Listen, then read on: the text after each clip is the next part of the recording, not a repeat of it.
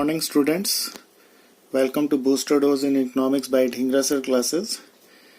आज का हमारा ये वीडियो लेक्चर बेस्ड है इंट्रोडक्टरी माइक्रो इकोनॉमिक्स के सबसे इम्पोर्टेंट टॉपिक पर, सबसे बेस टॉपिक पर। ये एक पर्टिकुलर टॉपिक है जो लाइफ लॉन्ग आपके प्रोफेशनल और पर्सनल लेवल पर हमेशा ही काम आएगा, और इस चैप्टर का नाम है डिमांड। चलिए स्टार्ट करते हैं कि हम इस पर्टिकुलर चैप्टर में क्या सीखने वाले हैं। तो कोई भी चैप्टर हम स्टार्ट करते हैं तो सबसे पहले आ जाती है उसकी डिफाइन। तो डिमांड में सबसे पहला क्वेश्चन ये आएगा हमारा, define demand. By demand we mean different quantities of a commodity which a consumer is able and willing to purchase at a particular time and price।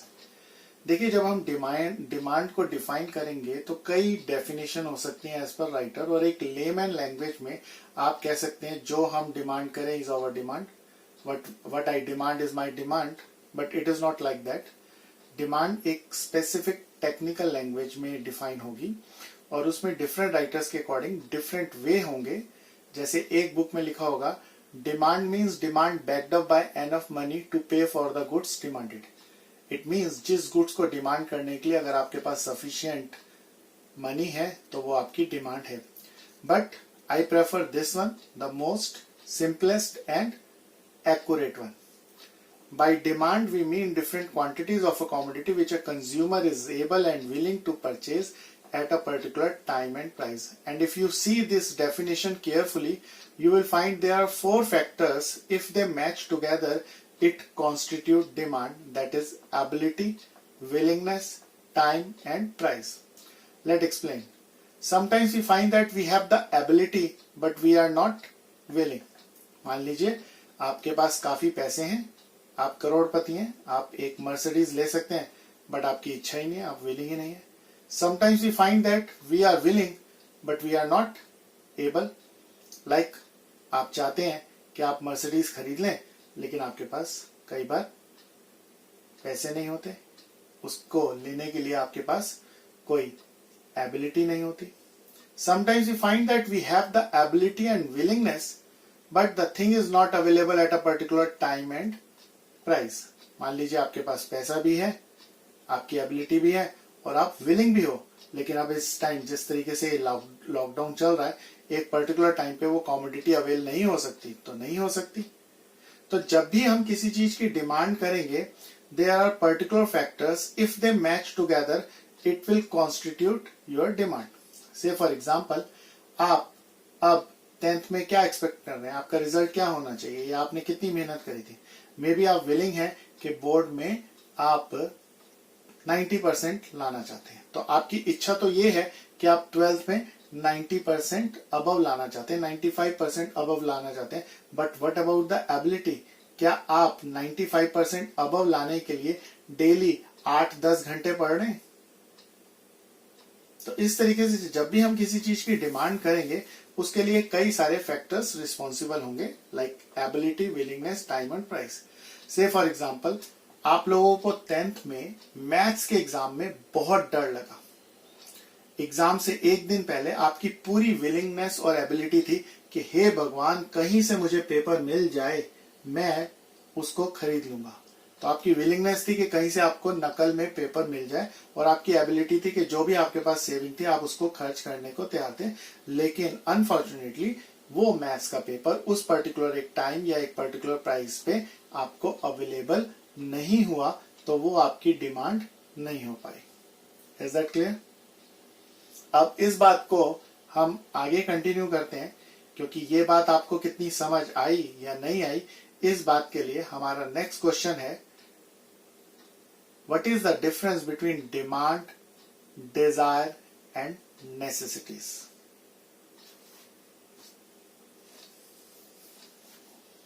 Demand, desire and necessities. Say for example, demand को हम हिंदी में बोलते हैं मांग, Dzire को हम बोलते हैं इच्छा, और नेसेसिटीज को हम बोलते हैं आवश्यकता।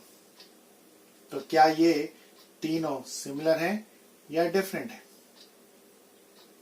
अगर आप कहते हैं ये डिफरेंट है, तो एट प्रेजेंट अगर मैं आपको अभी पढ़ा रहा हूं और मेरी पानी पीने की इच्छा हो रही है, क्योंकि मैं कंटिन्यू काफी देर से बोल रहा हूं, तो मेरी पानी पीने की इच्छा है, तो मैं क्या करूंगा? पानी की डिमांड करूंगा और मैं क्या करूंगा? इस टाइम पानी पीना मेरे लिए आवश्यक भी है। तो ये सिमिलर हो गए? नहीं, यहां पर मैं आपको जज कर रहा हूं, सॉर्ट ऑफ कंफ्यूज भी कर रहा हूं कि क्या ये सिमिलर है या डिफरेंट है। ये डिफरेंट है। See, first of all we desire, but it doesn't means all our desires can be fulfill. सबसे पहले हम इच्छा करते हैं, लेकिन जरूरी नहीं है कि इंसान की सारी इच्छाएं पूरी हो जाए। दैट्स वाई माइक्रो इकोनॉमिक्स के वेरी फर्स्ट चैप्टर में भी हमें ये concept economic problem as a problem of choice समझाया जाता है, जिसमें human wants are unlimited and they are recurring in nature, but resources to fulfil them are limited and they have their alternative uses. मनुष्य की जो आवश्यकताएं हैं वो असीमित हैं और वो बार बार रीजनरेट होती हैं, और उसको पूरा करने के जो भी हमारे पास रिसोर्सेज होते हैं वो हमेशा लिमिटेड होते हैं और उसके अल्टरनेटिव यूजेस होते हैं। लेकिन वो चैप्टर यहां से एक इनडायरेक्ट लिंक होता है, लेकिन वो हम बाद में करते हैं। लेकिन अभी सबसे पहले हम इच्छा करते हैं। अब इच्छा तो आपकी कोई भी हो सकती है। चांद पे जाने की इच्छा हो सकती है, क्या वो पूरी हो जाएगी? अब आपका कोई फेवरेट हीरो या हीरोइन है जिससे आपको शादी करने की इच्छा होती है, तो क्या वो पूरी हो जाएगी? So first of all we desire, but it doesn't mean all our desires can be fulfilled. But those desires which can be fulfilled are further categorized in two forms of demand and necessity. यानी कि जो हमारी इच्छाएं पूरी हो सकती हैं वो दो फॉर्म में होती हैं, डिमांड और नेसेसिटी। अब क्वेश्चन आता है कि इसमें क्या फर्क है? तो एक जनरल फर्क तो आपको ऑलरेडी मालूम है कि हमारी जो है बेसिक नेसेसिटीज क्या होती हैं, लाइक फूड, क्लॉथ, शेल्टर, रोटी, कपड़ा, मकान। बट प्रेजेंट डे सिनेरियो में हमारी इन नेसेसिटीज के अलावा आज भी और भी बहुत सी कई नेसेसिटीज हैं, लाइक फोन का नंबर। आपके पास भी फोन है, मेरे पास भी फोन है, लेकिन अगर आपके फोन का ये नंबर खो जाए तो क्या आपके लिए कोई बहुत बड़ी आफत होगी?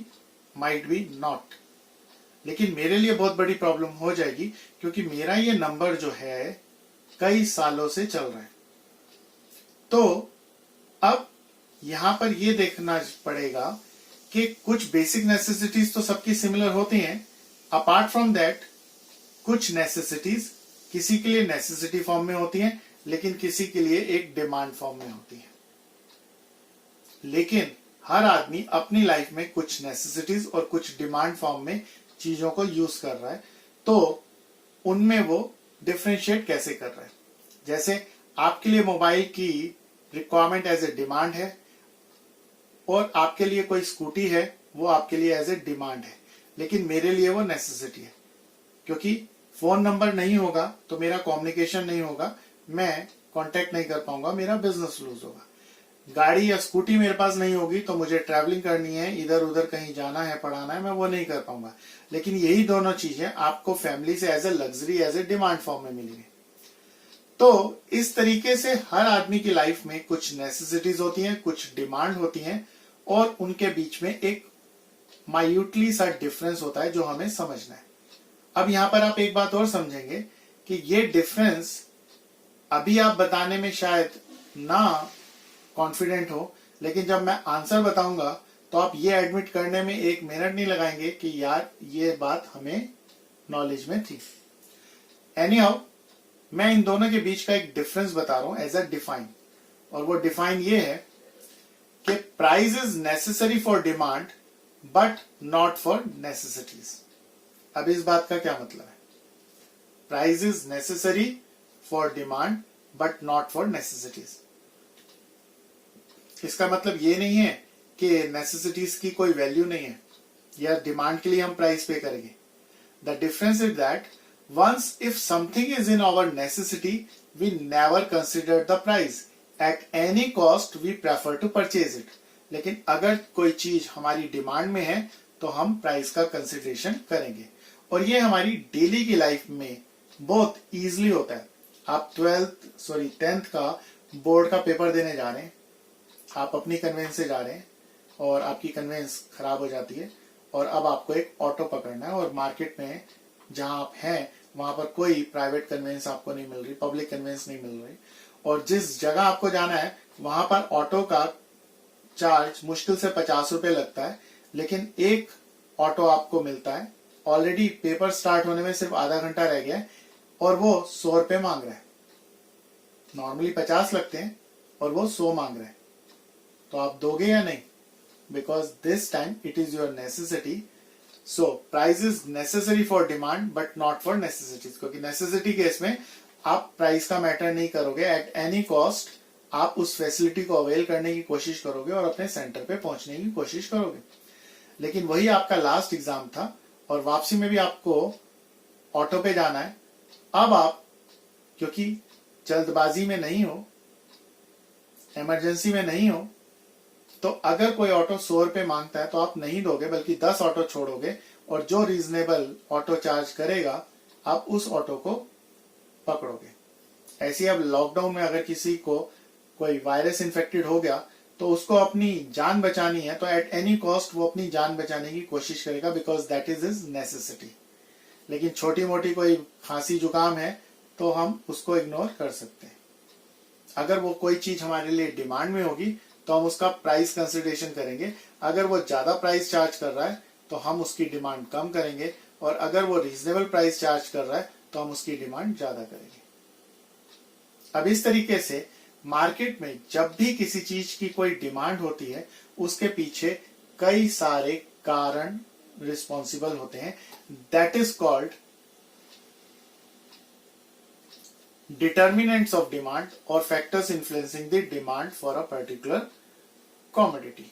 से फॉर एग्जांपल, अगर मैं आप लोगों से पूछूं कि क्या आप पेप्सी पीते हैं तो आप में से कईयों का जवाब होगा कि हाँ वो पेप्सी पीते हैं। तो आप जो पेप्सी पीते हो क्या वो फ्री में आती है? नहीं, क्योंकि आप पेप्सी पीते हो सुबह दोपहर शाम दिन में 3 बार, क्योंकि आप उसके प्राइस को अफोर्ड कर सकते हो। ऐसे ही आप पेप्सी पीते हो तो क्या आप अपने घर में बनाते हो? नहीं, आप पेप्सी पीते हो क्योंकि आपका जो नियर बाई शॉपकीपर है वो कोका कोला थम्स अप नहीं रखता तो पेप्सी बिक रही है। आप पेप्सी पीते हो क्यों? क्योंकि आपका टीवी में फेवरेट हीरो या हीरोइन कहता है कि पेप्सी पियो। आप पेप्सी पी रहे हो क्योंकि आज की यंग जनरेशन का एक स्टेटस सिंबल है कि उनको दूध जूस समझ नहीं आता, लेकिन पेप्सी समझ आती है। तो अल्टीमेटली बिक क्या रहा है? पेप्सी। लेकिन उस पेप्सी के बिकने के पीछे कई सारे कारण हैं। एक आपकी इनकम, कि आपके पास इतने पैसे हैं कि आप सुबह दोपहर शाम आप पेप्सी पी सकते हो। एक आपका फैशन टेस्ट, एक मार्केट में अवेलेबिलिटी, क्योंकि आपका जो नियर बाय शॉपकीपर है वो कोका कोला या थम्स अप नहीं रखता। इन दैट वे जब भी मार्केट में कोई प्रोडक्ट बिकेगा उसके पीछे कई सारे फैक्टर्स रिस्पॉन्सिबल होंगे। That is called determinants of demand, and under which the first one is, the most important one is price of the commodity. And here we come to know that at a higher price consumer purchase less of the commodity and at a lower price consumer will purchase more. अगर किसी commodity का price ज्यादा होगा तो आप उसको कम लेंगे और अगर उसका प्राइस कम होगा तो आप उसको ज्यादा लेंगे। इसी तरीके से मार्केट में एक प्रोडक्ट कम या ज्यादा बिकेगा उसके लिए दूसरा फैक्टर होता है price of the related goods. Related goods के अंदर हम जो है दो चीजें पढ़ते हैं, that is complementary goods and substitute goods. अब complementary और substitute क्या होते हैं? Complementary goods are those goods which require jointly to satisfy a particular want. For example, if you want to enjoy driving, you need petrol and car. If you want to enjoy writing, you need pen and ink. तो अगर एक का rate बढ़ गया तो दूसरे की demand कम हो जाएगी। अगर पेट्रोल का रेट बहुत ज्यादा बढ़ जाता है तो लोग कार की डिमांड कम करेंगे। Similarly price of related goods में दूसरा कॉन्सेप्ट आता है सब्स्टिट्यूट गुड्स, जिसको हम कॉम्पिटेटिव गुड्स भी बोलते हैं। Substitute goods are those goods which can be used in place of each other like Pepsi and Coke. आपके घर में कोई गेस्ट आते हैं तो आप उससे पूछते हैं कि चाय लेंगे या ठंडा, तो ठंडे में ठंडा होता है, चाहे पेप्सी हो, कोक हो, थम्स अप हो, और ये आपस में कॉम्पिटिटिव भी है, T and coffee, Pepsi and Coke. अगर एक का रेट बढ़ गया तो डेफिनेटली लोग दूसरे को ज्यादा प्रेफर करेंगे, उसकी डिमांड बढ़ जाएगी। Is that clear? Any problem? अब अगर हम आगे चलें तो मार्केट में कोई चीज बिक रही है, उसके लिए सिर्फ उसका अपना प्राइस या price of related goods he important नहीं होते, उसके अलावा भी कुछ और फैक्टर्स होते हैं जिसको अब हम एक्सप्लेन करने जा रहे हैं, जिसमें तीसरा फैक्टर आता है इनकम ऑफ द कंज्यूमर। अगर कंज्यूमर की इनकम ज्यादा है तो वो गुड्स ज्यादा खरीदेगा, लेकिन अगर कंज्यूमर की इनकम कम है तो वो कम खरीदेगा। बट इट डजंट मीन्स कि वो हर चीज कम ही खरीदेगा, क्योंकि जब भी हम कंज्यूमर की इनकम को स्टडी करते हैं तो उसका इंपैक्ट 3 फॉर्म्स ऑफ कमोडिटी पर पड़ता है। अगर आज आपकी इनकम बढ़ गई तो इट डजंट मीन्स आप हर चीज ज्यादा खरीदोगे। मान लीजिए आप भिखारी हो, 2 रोटी खाते हो, कल को आप करोड़पति हो गए तो क्या 1000 रोटी खाने में लग जाओगे? In that way necessity goods एक लेवल तक बढ़ते हैं इनकम के साथ। आज आप भिखारी हो, 2 रोटी खाते हो, एक टाइम खाते हो, कल इनकम थोड़ी और बढ़ गई, 2 वक्त का खाना खाने लग जाओगे। थोड़ी इनकम और बढ़ गई, आप 3 वक्त का खाना खाने लग जाओगे, फिर उसके साथ स्वीट डिश आ जाएगी। लेकिन उसके बाद इनकम कितनी भी बढ़ती चली जाए, आप उसके प्रोपोर्शन में खाना तो नहीं खा सकते ना। तो इनकम के बढ़ने के साथ नेसेसिटी गुड्स एक लिमिट तक बढ़ेंगे, उसके बाद उसकी डिमांड कांस्टेंट हो जाएगी। तो आप चाहे कितने भी अमीर हो जाओ, खानी तो फिर 2 रोटी है। लेकिन आज आपकी इनकम कम है तो आपके पास लाइफ में लग्जरीज कंफर्ट कम है, एक गाड़ी एक घर है। कल को आपकी इनकम बढ़ गई तो आप 10 गाड़ी 10 घर रख सकते हो। लेकिन इनकम के साथ कुछ कमोडिटीज का अपोजिट रिलेशन भी होता है। जब आपकी इनकम कम होती है तो आप उनको ज्यादा लेते हो, लेकिन जैसे ही एक certain level of income cross होता है आप उन चीजों की डिमांड कम कर देते हो। इसे हम लो क्वालिटी फूड और गुड्स बोलते हैं, इंफीरियर गुड्स। क्लियर? जब आपकी इनकम कम थी तो आप लोकल ब्रांड फूड्स और क्लॉथ परचेज करते थे, लेकिन जैसे ही आपकी एक certain level of income cross हुई आप ब्रांड कॉन्शियस हो गए, यानी कि आपने हर चीज ब्रांडेड लेनी प्रेफर करी। इस प्रोसेस में हम आगे चलें तो अगला आता है हमारा टेस्ट एंड प्रेफरेंस। मार्केट में कोई चीज कम बिकेगी या ज्यादा, वो इस बात पे भी डिपेंड करती है कि क्या वो फैशनेबल है या वो फैशन में है, क्या वो आपकी प्रेफरेंस में है। अगर कोई चीज फैशन में, टेस्ट में, प्रेफरेंस में आ जाती है तो उसकी डिमांड ज्यादा हो जाएगी, और अगर वो फैशन से आउट हो जाती है तो उसकी डिमांड कम हो जाएगी।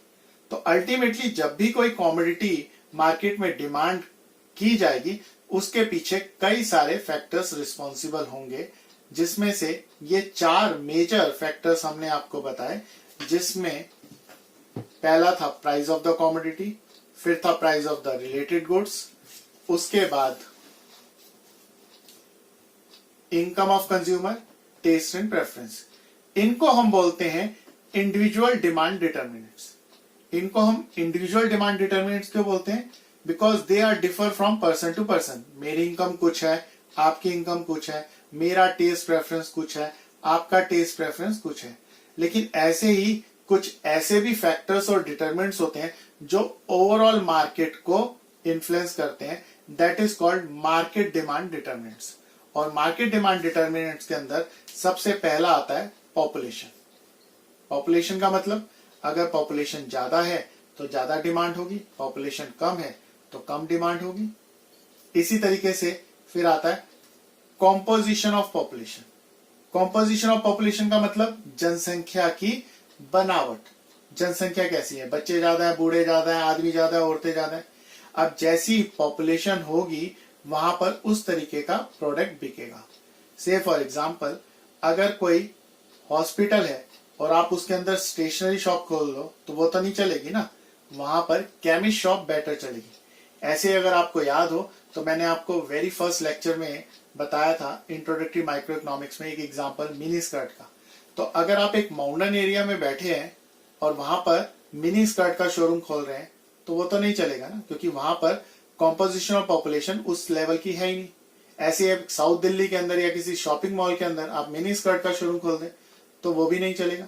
तो जहां पर जैसी जनसंख्या है उसके अकॉर्डिंग ही वहां पर प्रोडक्ट बिकेगा। तो ये आपको देखना होता है कि हम जो प्रोडक्ट लेके जा रहे हैं वो किस जगह लेके जा रहे हैं, वहां की कॉम्पोजिशन पॉपुलेशन की कैसी है। यही वजह है कि मेरे ख्याल से अंडर कॉम्पोजिशन ऑफ पॉपुलेशन, आप लोगों को बुरा नहीं मानना है, आई थिंक पूरी ईस्ट दिल्ली के अंदर कहीं भी कोई मर्सिडीज का शोरूम तो नहीं होगा। बात समझ आ रही है मेरी? अब अगला आता है वेदर कंडीशन। वेदर कंडीशन ये कहती है कि अगर बारिशों में बारिशें ही ना हुई तो छतरियां तो नहीं बिकेंगी, सर्दियों में सर्दियां ही ना हुई तो स्वेटर तो नहीं बिकेंगे, जैकेट्स तो नहीं बिकेंगी। आप कोई डेट देख के स्वेटर तो नहीं पहनते, ठंड लगनी चाहिए। अब अगर 31 दिसंबर तक भी ठंड नहीं पड़ी तो आप वुलन गारमेंट्स तो नहीं लोगे ज्यादा। तो ओवरऑल मार्केट को डिसाइड करने में किसी प्रोडक्ट की वेदर कंडीशंस भी काम करती है। अब इसके बाद अगला आ जाता है डिस्ट्रीब्यूशन ऑफ इनकम।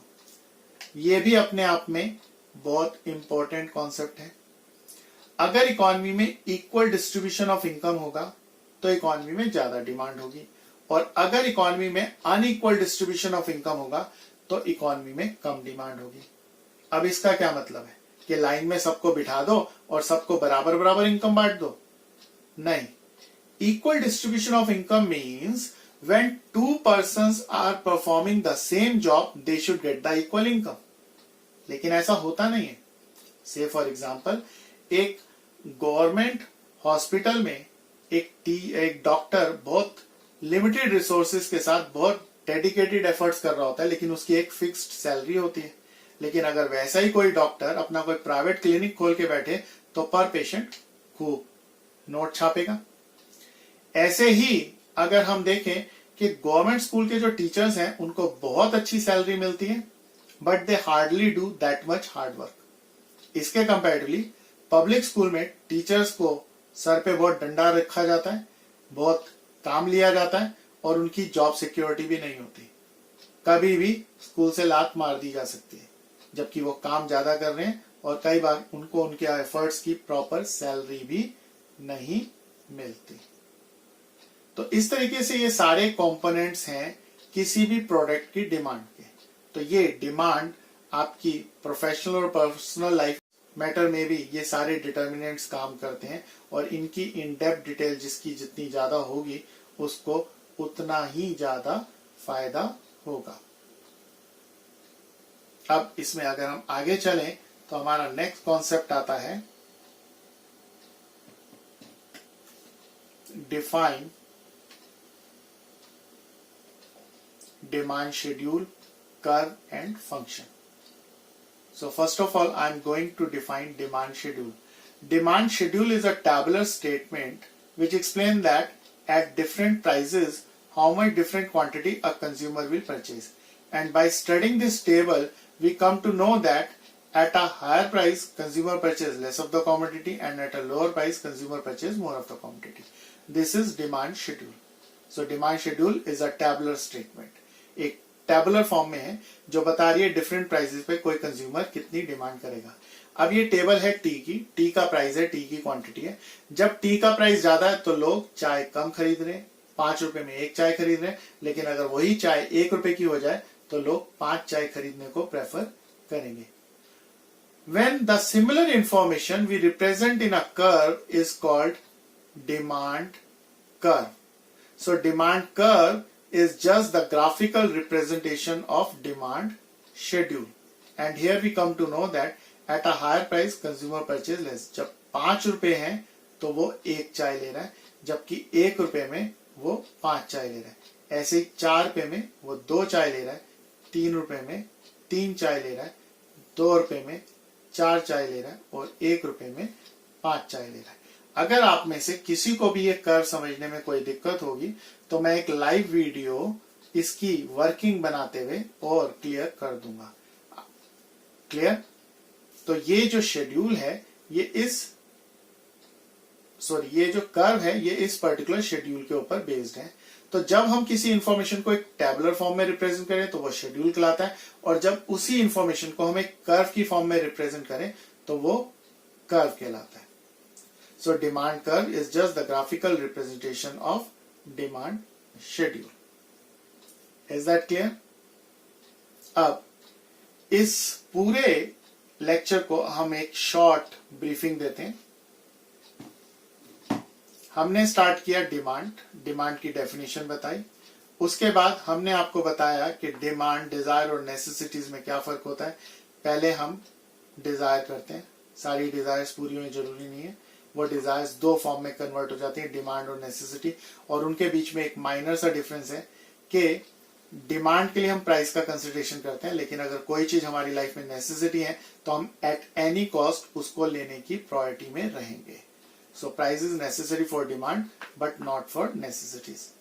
इसी कंसर्न में जब हम मार्केट में किसी चीज की डिमांड करेंगे उसके पीछे कई सारे फैक्टर्स रिस्पॉन्सिबल होंगे, जिसमें पहला फैक्टर होगा प्राइस ऑफ द कमोडिटी, दूसरा होगा price of related goods. Under related goods we will study 2 types of goods, complementary and substitute.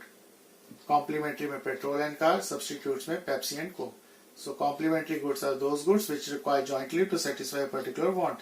For example, if we want to enjoy driving, we need petrol and car. And if we want to enjoy or substitute goods are those goods which can be used in place of each other, like Pepsi and Coke. और इसीलिए इनको competitive goods भी बोलते हैं। इसके बाद हमारा आ जाता है इनकम ऑफ कंज्यूमर। आपकी इनकम ज्यादा है, आप ज्यादा डिमांड करोगे, आपकी इनकम कम है, आप कम डिमांड करोगे।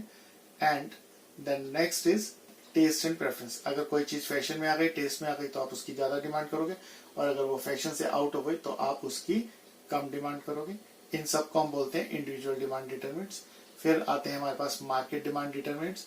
मार्केट डिमांड डिटरमिनेंट्स में हमारे पास आता है population, composition of population, weather condition, distribution of income.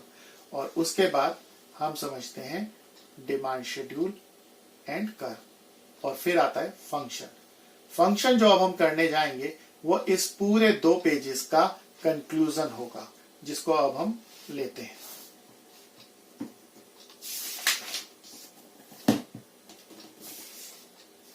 So next question is demand function. Demand function explain the function relationship between demand for a particular commodity and their determinants. Like dn is function of pn, pr, y, t and u. तो इसमें ये सब क्या है? Suppose करो dn है demand for n commodity. तो market में xyz कोई भी कॉमोडिटी हो सकती है, एक n कॉमोडिटी है, उसकी मार्केट में कितनी डिमांड होगी that will be depend upon determinants of demand, that is price of n commodity, price of related goods, income, taste and preference and other market determinants. Say for example, dn demand for n commodity, f function, pn price of n commodity, pr price of related goods, y income of consumer, t taste and preference and u other market determinants. Clear? तो जो कुछ भी हमने पीछे 2 chapters में पढ़ा, जिसकी हम आपको पिक ऑलरेडी भेज देंगे जिससे आप उसको नीट एंड क्लीन प्रॉपर्ली उतार पाए, वो कंप्राइज हो गया in function. So demand function explain the function relationship between demand for a particular commodity and their determinants. Market में XYZ कोई भी कॉमोडिटी है, n कॉमोडिटी है, उसकी मार्केट में कितनी डिमांड होगी वो इन सब फैक्टर्स पर डिपेंड करेगा. Clear? That's all for today. ये एक स्टार्टअप था डिमांड जैसे एक इंपॉर्टेंट चैप्टर का स्टार्टिंग लेक्चर इन वीडियो. इसको प्रॉपर देखें और फिर अपने व्यूज, अपने एक्सपीरियंस मेरे साथ शेयर करें, और कोई डाउट है तो उसको भी मेरे से पूछें. व्हाट्सएप चैट में मेरे साथ फिर डिस्कशन में आए, बात करें. Okay, that's all for today.